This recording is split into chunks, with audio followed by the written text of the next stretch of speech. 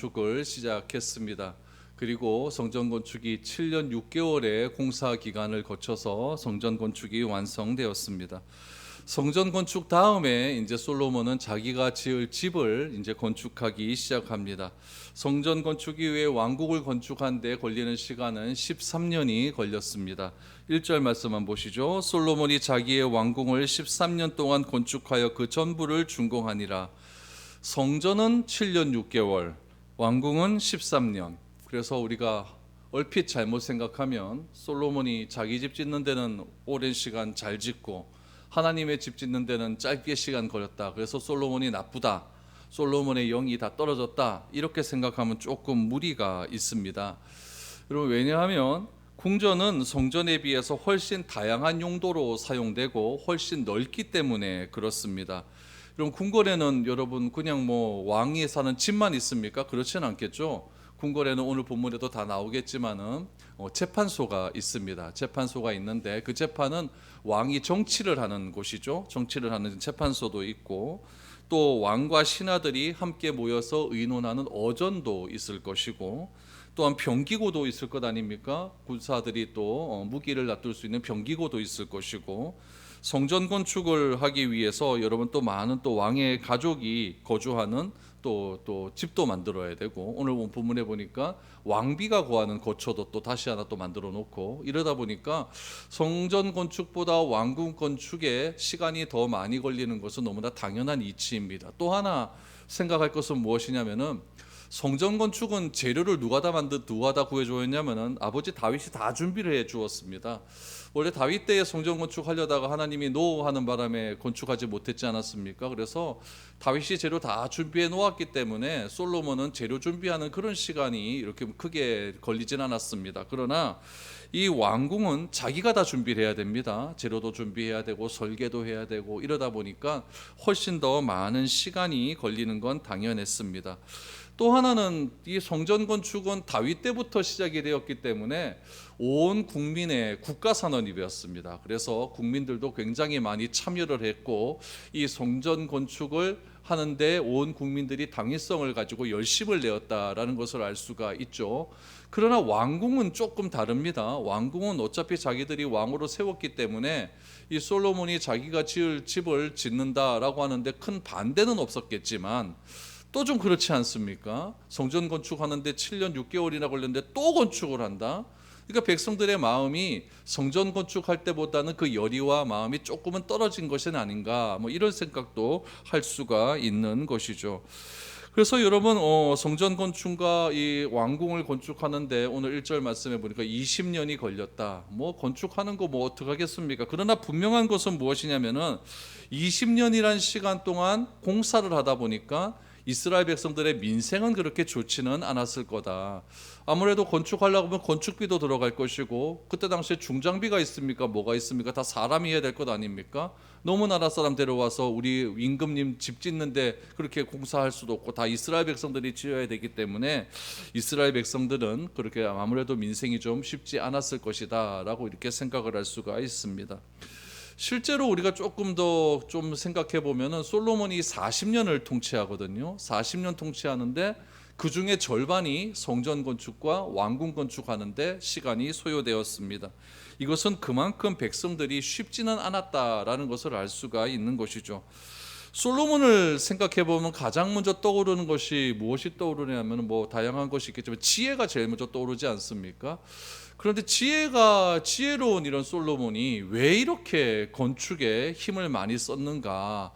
이런 것들을 생각하면은 이 지혜라고 하는 것도 하나님이 주셔서 하나님의 은혜대로 그것을 잘 유지하는 것이 중요한 것이지 그냥 하나님이 한 번 주셨다고 해서 내가 하나님께서 주신 지혜가 끝까지 가는 것은 아닌 것 같다. 이런 생각도 들게 됩니다.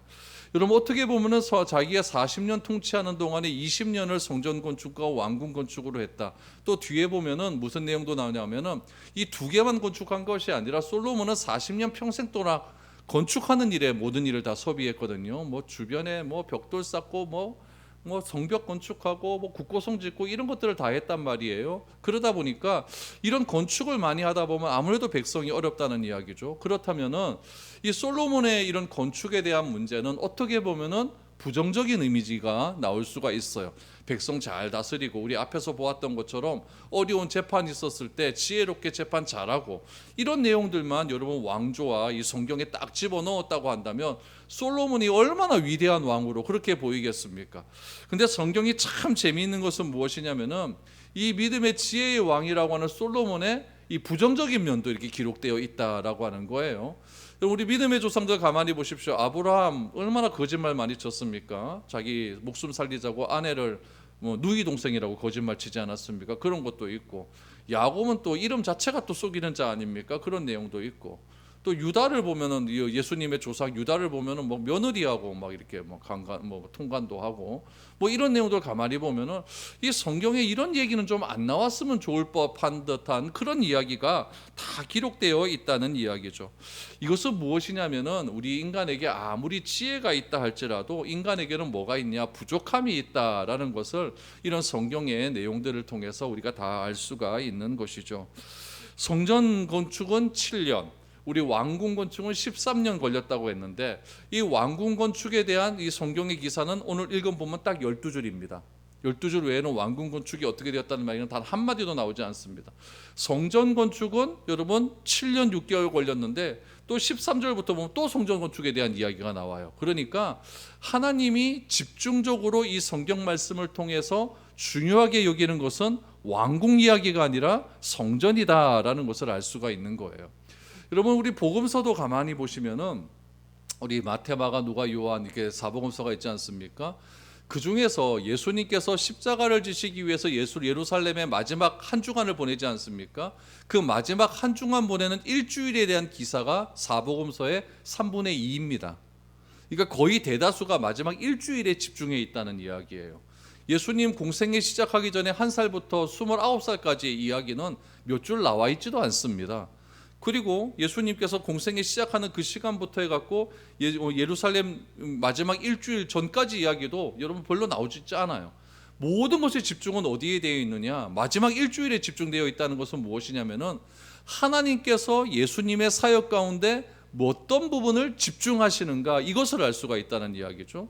그러니까 예수님이 왜 십자가를 지셨고 십자가를 지시면서 어떤 일들이 일어났고 그 십자가가 우리에게 주시고자 하는 의미가 무엇인가, 그것이 복음서의 중요한 것이지 그 앞에 부분이 여러분 중요하지 않다는 이야기가 아니라 거기에 더 비중을 두셨다라는 것을 알 수가 있는 것이죠. 그러니까 오늘 우리 본문 말씀 속에서도 뭐 솔로몬 왕궁을 저렇게 뭐 13년간이나 돈을 들여서 그렇게 지었는가 이렇게 생각할 것도 아니고, 하나님께서 왕궁을 지었다. 그러나 왕궁에 대한 비중을 그렇게 많이 두신 것은 아니다. 어떻게 지었는가 그 과정만 설명하고 이 왕궁에 대한 이야기는 끝.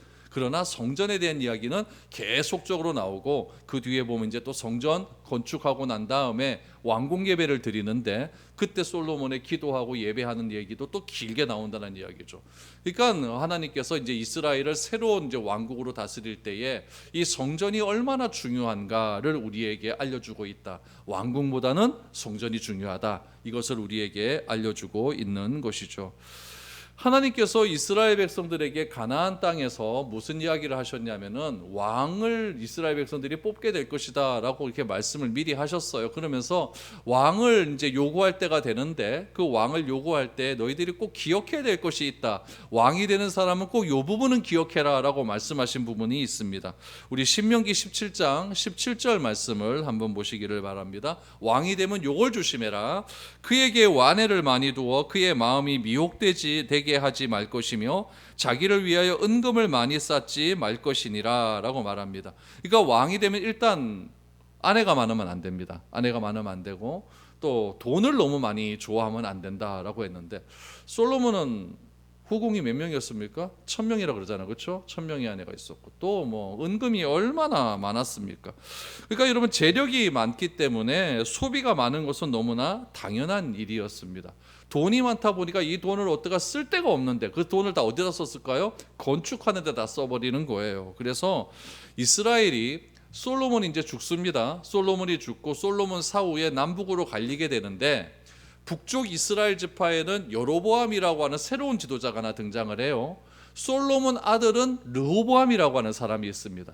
그런데 북쪽의 이 열 지파는요, 항상 이 남쪽 지파에 대해서 좀 기분이 안 좋은 거예요. 그래서 솔로몬이 딱 죽고 나니까 열 지파만 따로 딱 떨어져 나갑니다. 떨어져 나간 다음에 르호보암을 찾아와서 이런 말을 합니다. 무슨 말을 했는지 한번 보시기 바랍니다. 열왕기상 12장 3절 4절 말씀을 한번 보시죠. 무리가 사람을 보내 그를 불렀더라. 여로보암과 이스라엘의 온 회중이 와서 르호보암에게 말하기로되 왕의 아버지가 우리의 멍에를 무겁게 하였으나 왕은 이제 왕의 아버지가 우리에게 시킨 고역과 매우 무거운 멍에를 가볍게 하소서. 그리하시면 우리가 왕을 섬기겠나이다 라고 말합니다. 그러니까 이 북쪽 열 지파의 대표가 하는 이야기가 무엇이냐면 건축 정도만 하자는 이야기예요.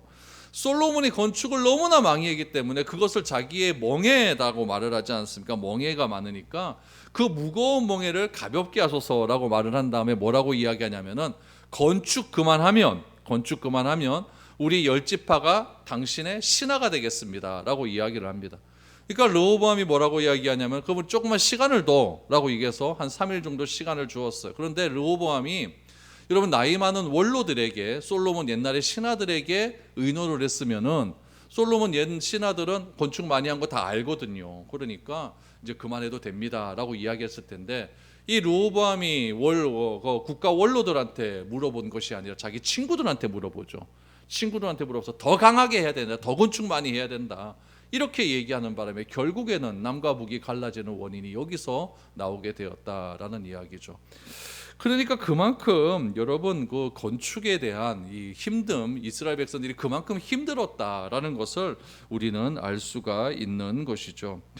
그래서 여러분 이 성전 건축과 왕궁 건축 그리고 여러 가지 국가 산업을 위한 그런 건축이 여러분 그 솔로몬의 업적을 남기는 데는 꽤 중요한 것이었지만 이 백성들에게는 그렇게 쉽지 않은 일이었다라는 것을 이러한 내용을 통해서 알 수가 있습니다.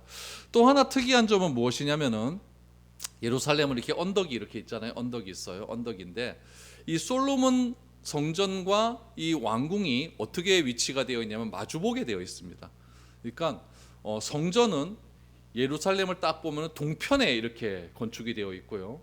그 다음에 왕궁은 그 맞은편에 이렇게 건축이 되어 있으며 그러니까 서로 이렇게 마주보게 되어 있게 이렇게 건축이 되어 있어요. 그래서 실질적으로 지금의 그 예루살렘에 가보면은 그거는 다 이제 없지만은 그 예루살렘 그 언덕바지에 보면은 박물관이 하나 있거든요. 박물관에 가보면은 그거를 장난감으로 모형으로 이렇게 만들어 놓았어요. 만들어 놓았는데 성전하고 이 왕궁을 이렇게 모형으로 만들어 놓았다는 얘기죠. 근데 이렇게 보면은 정말 화려하게 잘 만들어 놨다라는 것을 알 수가 있죠. 그래서 성전과 왕궁은 서로 마주보고 있다라는 거예요.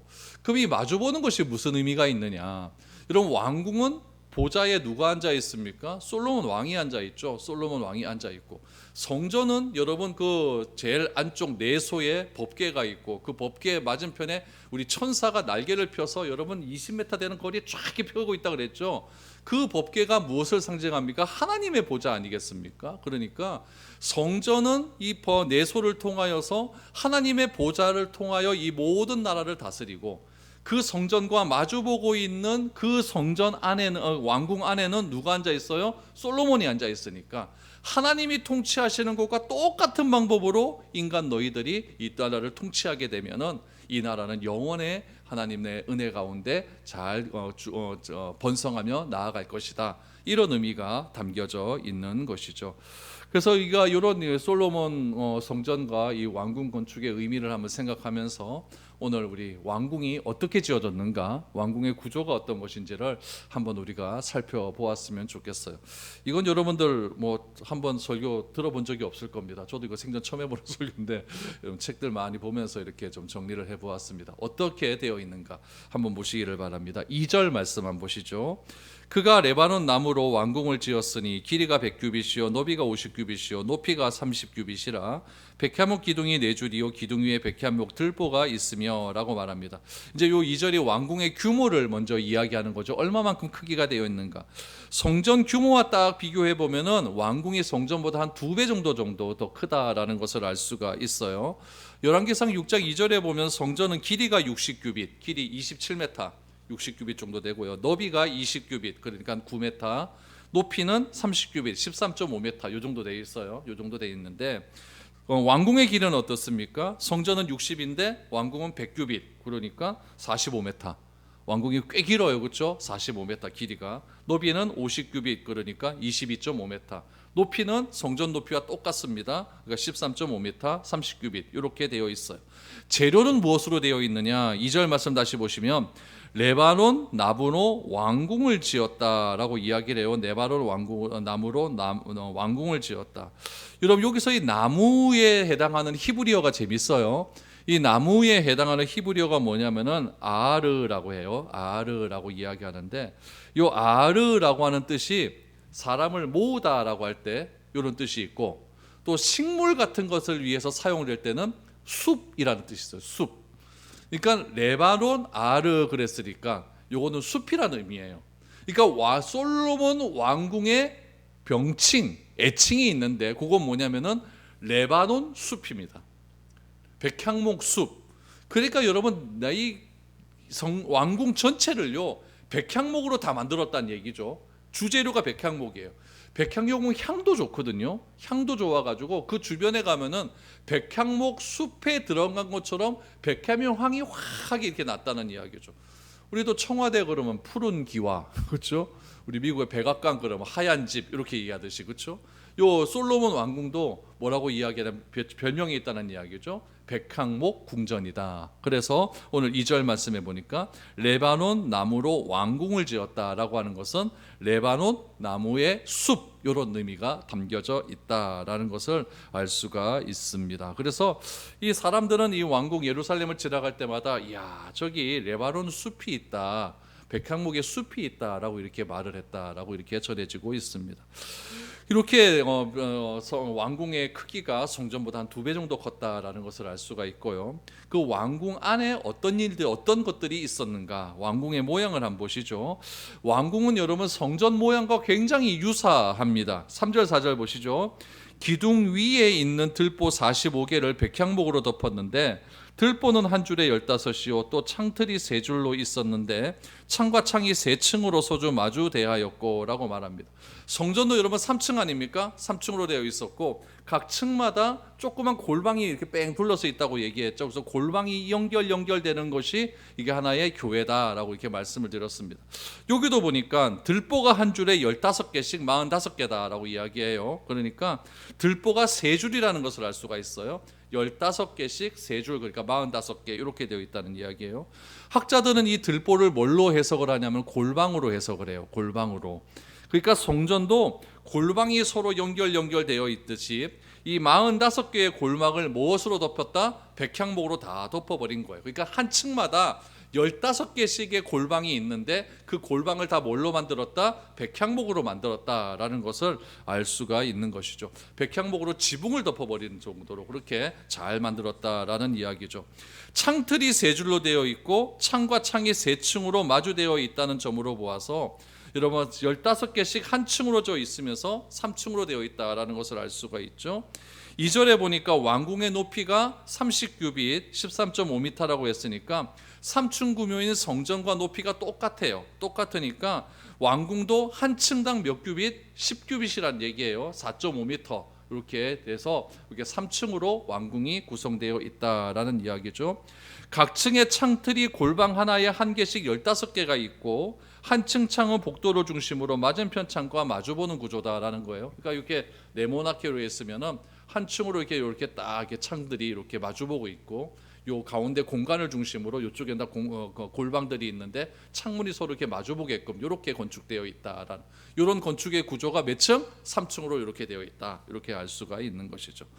요 왕궁 안에는 이렇게 이제 모양이 있고 왕궁 안에는 또 뭐가 있냐? 왕의 집무실이 있습니다. 우리 5절 7절에 보면 왕의 집무실이 어떻게 되어 있느냐 나와 있어요. 모든 문과 문설주를 다 큰 나무로 네모지게 만들었는데 창과 창이 3층으로 서로 마주대하였으며 또 기둥을 세워 주랑을 지었으니 길이가 50규빗이요 너비가 30규빗이며 또 기둥 앞에 한 주랑이 있고 또 그 앞에 기둥과 섬돌이 있으며 또 심판하기 위하여 보좌에 주랑 곧 재판하는 주랑을 짓고 온 마루를 백향목으로 덮었다라고 말합니다. 5절에 나오는 왕궁의 모든 문의 모양이 어떻다? 네모다였다라는 거예요. 우리 우리 뭐 중세 시대 때 이게 뭐 고딕 양식 이런 게 보면은 문들이 이렇게 보면 이렇게 뭐 타원형으로 이렇게 된 문도 있고 그렇죠. 근데 이 왕궁의 모양은 네모나다 그러니까 문들은 다 이렇게 직사각형으로 네모나게 되어 있다라는 것을 알 수가 있는 것이죠. 6절에 보시면 솔로몬이 기둥들이 있는 주랑은 뭐냐면 현관입니다. 현관. 우리도 여러분 이게 보세요. 요 예배당과 저기 저 부엌으로 나가려고 하면은 저 문이 하나 있지 않습니까? 조문을 뭐라고 이야기하느냐? 주랑 그래요. 주랑. 그 현관을 이야기하는 것이죠. 그러니까 현관의 길이가 여러분 22.5m예요. 50규빗. 현관의 길이가 22.5m. 너비가 30규빗, 13.5m. 그러니까 여러분 저 현관의 크기가 얼마나 큰지 알 수가 있는 거예요. 여러분 문 하나가 여러분 22.5m 얼마나 큽니까? 그거 사람이 뭐 밀지도 못할 정도로 큰 문이에요. 그렇게 큰 문을 만들어 놓았다라는 이야기죠. 그러니까 이 건물은 7절 말씀에 보니까 재판하는 건물로 추측이 될 수가 있다라는 이야기예요. 기둥 앞에도 현관이 있었고 섬돌은 무엇이냐면 계단을 의미합니다. 그러니까 여러분 이 건물이 있고 건물을 밑에 보면 밑에서 이렇게 위로 올라갈 수 있도록 계단을 이렇게 만들어 놓고 그 건물로 들어갈 수 있게끔 그렇게 만들어 놓았다라는 이야기예요. 근데 이 재판하는 법정, 이 큰 이 공간이 있었는데 그 법정 뒤에는 무엇이 있었느냐? 보좌 즉 왕자를 놓고 재판할 수 있게 했다라는 이야기예요. 그러니까 이런 겁니다. 요 정면을 딱 보시면은 저 맞은편에 현관이 있는 거예요. 주랑이 있고 왕의 자리는 여기에 앉아 있고 재판관은 여기서 재판을 한다는 이야기죠. 재판은 그러니까 재판하는 고장소 뒤에 왕의 보좌가 있다라고 이야기해요. 그럼 그 보좌는 왕이 앉는 의자는 어떻게 만들었느냐? 열왕기상 10장 18절에서 20절 말씀에 보면은 이 왕의 의자에 대해서 설명을 하고 있습니다. 열왕기상 10장 18절에서 20절을 보십시오. 왕이 또 상하로 큰 보좌를 만들고 정금으로 입혔으니 그 보좌에는 6층계가 있고 보좌 뒤에 둥글 머리가 있고 앉은 자리 양쪽에는 팔걸이가 있고 팔걸이 곁에는 사자가 하나씩 서 있으며 또 12사자가 있어 그 6층계 좌우편에 서 있으니 어느 나라에도 이와 같이 만든 것이 없었더라 라고 말합니다. 그러니까 요거예요. 보좌 의자는 뭘로 만들었다? 코끼리 상하로 만들었어요. 그 딱딱할 텐데 그렇죠? 이거 뭐 그렇게 만들었고 그 의자 옆에는 뭐가 있냐? 팔걸이가 있어요. 팔걸이가 있는데 그 팔걸이 옆에는 사자가 한 마리 서 있대. 이렇게 서 있고 여러분 왕의 자리는 항상 높습니다. 높은데 그 계단이 몇 개로 되어 있냐면 6계단으로 되어 있다는 얘기예요. 6계단씩 다 이렇게 되어 있고 6계단에 올라가면 왕의 자리가 있는 거예요. 각 6계단 요 좌우에는 이제 이렇게 먼저 손잡이가 이렇게 되어 있는데 한 층마다 좌우에 뭐가 서 있었느냐? 사자가 한 마리씩 서 있어요. 그러니까 6계단에 좌우에 사자가 한 마리 서 있으니까 몇 마리? 12마리가 있고 자기 팔걸이에 또 한 마리가 있으니까 사자 14마리가 딱 지키고 있는 거예요. 그러니까 여러분 이 솔로몬의 왕자가 얼마나 이게 화려하고 어마어마하고 이 사자라고 하는 것은 그래도 그 동물의 왕 아닙니까? 그 왕들이 딱 경비쓰고 있는 그런 곳으로 이렇게 솔로몬의 자리를 만들어 놨다 그러는 거예요. 그러니까 재판하는 자리에 솔로몬이 딱 높은 곳에 앉아 있고 모든 것이 사자가 딱 있고 그 앞에서 재판을 했다라는 이야기죠. 솔로몬의 집무실을요 학자들이 얼마만큼 넓냐 계산을 한번 해봤어요. 계산을 해봤더니 여러분 솔로몬의 집무실 크기가 305평입니다. 우리 교회가 102평이거든요. 요거 3배. 그러니까 솔로몬 집무실이 그러니까 100세. 그러니까 이게 굉장히 넓은 거죠. 그러니까 그 정도 넓은 곳에 솔로몬의 집무실이 있었다라는 것을 알 수가 있습니다. 그럼 솔로몬은 어디서 거주했느냐? 8절 보면 솔로몬이 거처한 집이 나옵니다. 8절 보십시오. 솔로몬이 거처할 왕궁은 그 주랑 뒤 다른 뜰이 있으니 그 양식이 동일하며 솔로몬이 또 그가 장가든 바로의 딸을 위하여 집을 지었는데 이 주랑과 같더라. 여러분 솔로몬이 살 집은 무엇이냐? 어디에 있었느냐? 왕의 집무실, 아까 왕 305평짜리 왕의 집무실 있죠? 그 뒷뜰에 솔로몬의 집이 있었다는 이야기예요. 근데 집무실과 뒷뜰 사이에는 뭐가 있으냐? 주랑이 있었다. 그러니까 현관이 있는 거예요. 현관이 있어요. 그러니까 집무실 있고 벽으로 딱 쳐져 있고 벽과 벽 사이에 현관 하나 만들어 놓고 이제 솔로몬이 사는 그런 왕궁이 있었다라는 것이죠. 근데 왕궁은 왕의 집무실과 동일하게 지었다 그랬으니까 솔로몬이 사는 집은 몇 평? 305평. 그러니까 굉장히 큰 집에 솔로몬이 살고 있었다라는 이야기죠. 솔로몬이 사는 집도 백향목과 상아로 만들었다라고 이렇게 성경은 기록하고 있습니다. 또 솔로몬은 자신이 결혼한 아내를 위해서도 집을 하나 만들어 주었어요. 8절 하반절에 보니까 자기가 장가든 바로의 딸을 위해서 집을 만들었는데 이 집도 이 주랑과 같더라 그랬으니까 이 자기 와이프 집도 이만하게 만들어 준 거예요. 그러니까 보세요, 여러분, 이 애굽 왕 바로의 딸만 이 집을 하나 만들어 줬거든요. 솔로몬의 1000명은 아무도 안 만들어 줬어요. 근데 오로지 바로의 딸만 만들어 줬다는 이야기는 무엇이냐면 그만큼 바로의 딸 왕비의 위상이 어마어마했다는 것을 알 수가 있죠. 일단 자기의 친정이 애굽이니까, 자기 친정 아버지가 애굽 왕 바로니까 얼마나 어깨에 힘 들어가겠습니까? 거기에다가도 바로와 솔로몬은 정략적으로 결혼한 사이 아닙니까? 그러다 보니까 굉장히 이 왕비의 위상이 어마어마했다. 그러니까 왕비가 사는 이 왕궁에, 자기가 사는 집에 뭐 애굽에서 뭐 우상 하나 갖다 놓고 이렇게 뭐 우상 숭배를 해도 아무도 거기에 말할 수 있는 사람이 없는 이유가 바로 여기에 있었다라는 것을 알 수가 있는 것이죠. 9절에서 11절 말씀 보시죠. 이 집들은 안팎을 모두 귀하고 다듬은 돌로 지었으니 크기대로 톱으로 켠 것이라. 그 초석의 처마까지와 외면에서 큰 들에 이르기까지 다 그러하니 그 초석은 귀하고 큰 돌 곧 10규빗 되는 돌과 8규빗 되는 돌이라.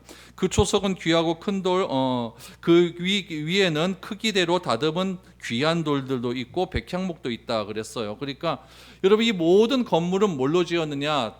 돌로 지었는데 이 돌을 다 톱으로 썰었다 그래요. 근데 이 돌, 이 한 블록의 크기가 어느 정도였냐면은, 여러분 보세요, 크기가 어떤 것은 10규빗이라 그랬어요. 그러니까 4.5m입니다. 길이가 4.5m짜리 돌이에요. 어떤 것은 8규빗, 3.6m예요. 여러분, 피라미드에 가보니까 4.5m짜리 돌이 없어요. 피라미드 하나에 쌓은 그 돌보다 더 큰 돌이에요. 그 돌을 솔로몬 자기 집 짓는데 다 썼다는 이야기죠. 그러니까 얼마나 어마어마하게 지었습니다. 또 11절 말씀해 보니까 그 위에는 크기대로 다듬은 귀한 돌이 있고 백향목도 있다 그랬어요. 그러니까 여러분, 돌과 백향목이 같이 들어가 있는 거예요. 이거는 뭐냐면은 그 당시의 건축 기술이었어요. 그 당시에 여러분, 예루살렘도 지진이 많이 일어났거든요. 근데 지진을 견딜 수 있는 건축물을 만들 때는 아주 돌과 나무가 같이 이렇게 잘 위치를 해놓으면은 지진에도 견딜 수 있는 건축 공법이 그 당시에 굉장히 유행을 했다고 합니다. 그런 공법대로 어떠한 자연재해에도 견딜 수 있도록 이 백향목과 돌을 그렇게 자기의 왕궁에 심어 놓았다라고 말을 하고 있습니다. 또 특별히 12절에 보니까 또 큰 뜰 주위에는 다듬은 돌 3켜와 백향목 두꺼운 판자 1켜를 놓았으니 마치 여호와의 성전 안뜰과 주랑에 놓은 것 같더라라고 말합니다. 그러니까 큰 뜰 주위에, 자기 집 주위에 뜰이 큰 게 있잖아요. 정원이 있었는데 그 정원 주위에는 잘 다듬 두꺼운 담자를 두르 현관을 만들었다는 것은 벽을 착 쳐가지고 그 들어오는 입구에 현관을 크게 만들어 놓았다라는 이야기예요. 그러니까 솔로몬의 이 집이요, 어마어마했다는 이야기예요. 길이가 45m 정도 되니까 어마어마한 집을 그렇게 지어서 그렇게 살았다라는 것을 알 수가 있는 것이죠. 여러분, 이런 것들이 중요한 것이 무엇이냐? 우리가 한 가지 기억해야 될 것이 있습니다. 스가랴 3장 7절 말씀에 보면은 하나님의 성전을 지을 때 이런 말씀이 나와요. 만군의 여호와의 말씀에 내가 만일 내 도를 행하여 내 규례를 지키면 내가 내 집을 다스릴 것이요 내 뜰을 지킬 것이며 내가 또 너로 여기 섰던 자들 가운데 영어 가운데에 왕래하게 하리라 라고 말합니다. 여러분, 하나님의 집을 건축해서, 성전이죠, 건축했는데 하나님께서 하나님의 집에서 사는 방법이 무엇이냐? 하나님의 도를 행하고 하나님의 규례를 잘 지키면 하나님께서 그 성전, 하나님의 집을 떠나지 않겠다라고 했어요. 요거를 그대로 우리에게 적용하시면 됩니다. 여러분, 하나님의 집은 납니다. 내가 하나님의 집이에요. 내 안에 누가 계시기 때문에? 성령께서 계시기 때문에 내가 하나님의 집이에요. 내가 서 있는 그곳이 하나님의 집이 될 수가 있는 거예요. 그 하나님의 집에서 하나님이 떠나지 않고 영원히 살 수 있는 방법은 무엇이냐? 하나님의 규례를 행하고 하나님의 뜻대로 살아가는 것밖에 없어요. 그러나 솔로몬은 그렇게 집을 잘 지어놓고 그 하나님의 자기 집에 하나님을 모시지 않았어요.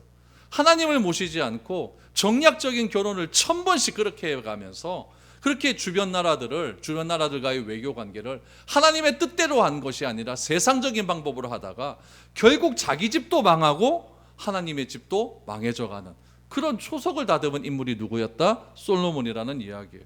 우리가 얼마나 나의 집을 하나 하기 위해서 여러분 시간을 많이 허용합니까? 그러나 우리가 어떤 집에 사는 것이 중요한 것이 아니라 하나님을 내 집의 주인으로 모시고 그분과 어떻게 살아가느냐가 훨씬 더 중요하다는 것을 오늘 솔로몬 왕궁 건축을 통해서 우리에게 알려주신 일입니다. 바라기는 여러분 모두가 다 집에서 살아갈 때에 여러분 그 집이 하나님의 성전임을 기억하십시오. 그래서 그 집에서 하나님의 말씀대로 기억하시고 하나님의 규례대로 잘 살아가심을 통하여서 영원히 여러분들이 거하시는 그 집에 하나님께서 떠나지 않는 그 하나님의 성전이 될 수 있도록 최선을 다해 하나님 말씀대로 살아갈 수 있는 저와 여러분들이 될 수 있기를 바랍니다. 그것이 성전된 우리가 해야 될 일입니다. 내가 살아가는 모든 삶 속에서 하나님과 동행하는 그런 귀한 삶이 될 수 있기를 축복드립니다.